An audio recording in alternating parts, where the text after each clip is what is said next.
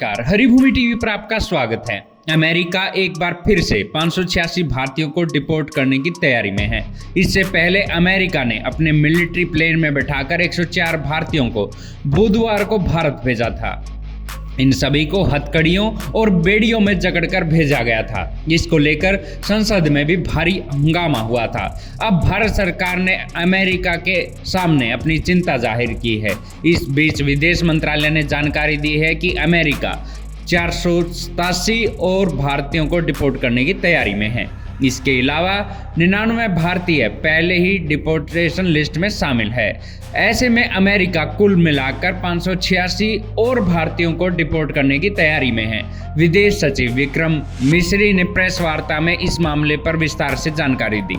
मिस्री ने बताया कि अमेरिका ने हाल ही में भारत को 487 भारतीय नागरिकों की लिस्ट दी थी जिन्हें डिपोर्ट किया जाना है। भारत सरकार ने इस मामले में पारदर्शिता बनाए रखी है। भारत इस मुद्दे को लेकर अमेरिका से लगातार संपर्क में है। विदेश सचिव ने बताया कि भारत ने अमेरिकी अफसरों से भारतीयों को इस तरह की बेड़ियों में जकड़ने की प्रक्रिया को टालने की अपील की है।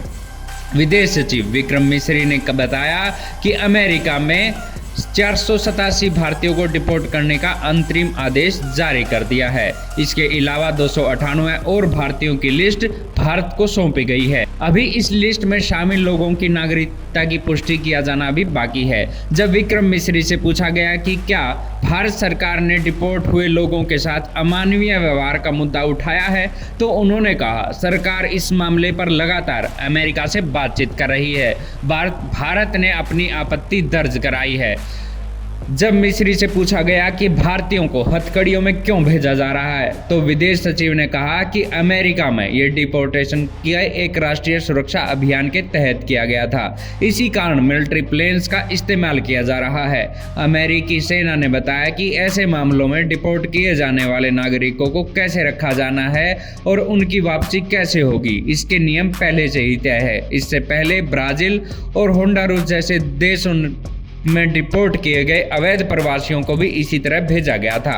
डिपोर्टेशन फ्लाइट में कुछ महिलाओं को भी बेड़ियों में जकड़ने की खबरें सामने आई, जिससे भारत में नाराजगी बढ़ गई। विदेश मंत्री एस जयशंकर ने संसद में बताया कि अमेरिका की इमिग्रेशन एवं कस्टम इन्फोर्समेंट एजेंसी का दावा है कि उनकी मानक संचालन प्रक्रियाओं के तहत महिलाओं और बच्चों को जंजीरों में नहीं बांधा जाता है। हालांकि कुछ डिपोर्टियों और मीडिया रिपोर्ट्स ने इस दावे पर सवाल उठाए हैं। पिछली बार अमेरिका ने कब सैन्य विमान का उपयोग कर भारतीयों को डिपोर्ट किया था, इस पर विदेश सचिव ने कहा कि इसकी पुष्टि किया जाना भी बाकी है। मिस्री ने यह भी कहा कि अमेरिकी इमिग्रेशन और सीमा शुल्क प्रवर्तन की स्टैंडर्ड ऑपरेटिंग प्रोसीजर से लागू है। ये पहला मौका नहीं है जब डिपोर्ट किए गए लोगों को इस तरह से बर्ताव किया जा रहा है। लोकसभा में विपक्षी दलों ने इस मुद्दे को भारत सरकार को घेरते हुए तीखी आलोचना की।